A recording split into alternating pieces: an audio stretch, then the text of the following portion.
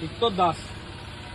এতিয়া কথাটো হ'ল এনেকুৱা ধৰ ভিক্টৰ দাস মানে এনেকুৱা এটা ধৰ ৰোড পেজেণ্ট হৈ গৈছে বা এনেকুৱা এটা ধৰ পেজেণ্ট হৈ গৈছে ভিক্টৰ দাসৰ মানে ধৰ ভিক্টৰ দাস বুলি ক'লে মানে ৰাইজে ভয় হৈ যায়। এতিয়া আমাৰ বিলাসী খানা এনেকুৱাকে কৈ থাকে তেওঁ মানে ধৰ বহুত ডাঙৰ কিবা এটা আৰু সেই ডাঙৰ কিবা এটাৰ ঘৰৰ ফ্ৰণ্টত থাকি আমি কথা কৈ আছো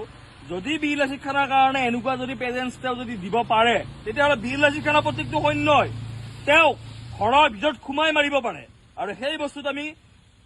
আমি আজি তেখেতক কৰা নাই আৰু যদি কিবা কাৰণত যদি এনেকুৱা কৰিব লগা কিবা যদি হৈ যায় তেতিয়াহ'লে বিলাসী খানাৰ আমি প্ৰত্যেকটো সৈন্যই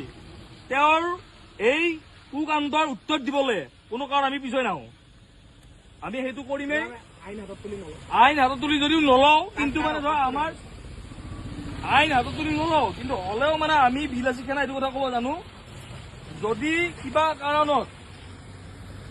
তেওঁ যদি এনেকে থাকে তেতিয়াহ'লে আমি তেওঁৰ প্ৰত্যুত্তৰ দিবলৈ আমি তেওঁৰ ব্যৱস্থা আমি নিজে ল'ব পৰা প্ৰযোজ্য আমি হয় আমাৰ সেইখিনি প্ৰযোজ্য আমি হয় আৰু সেইকাৰণে আমি কওঁ তেওঁ নিজে ঠাণ্ডা হৈ যাওক নহ'লে আমি গৰম হ'ব লাগিলে তেওঁ বহুত কিবা কিবি হৈ যাব তেওঁ সেইটো কাৰণে আৰু তেওঁ আজি এইটো তুমি কৈ দিয়া ঘৰলৈকে আহিব লাগে বা আমি আহিলো তেওঁৰ ঘৰলৈকে ৰখিলো আমি এতিয়াও ৰখিম আমি ৰাতিপুৱালৈকে ৰখিম তেখেত আহক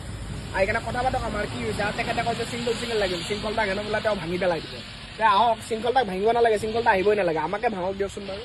আমি আহিছো আৰু আমি অকলে আহিছো এনেকুৱা নহয় যে আমি বোলে বহুত বোলে আমাৰ সৈনিক লৈ আহিছো এনেকুৱা নহয় আমি অকলে আহিছো তাই আহক আহি কেনে আমাৰ কথা পাতক অকলে ভাঙক আমাক আহি কেনে তাৰ কিমান চিংগল লাগিব তাৰ কিমান জোৰ আছে চাওঁ এবাৰ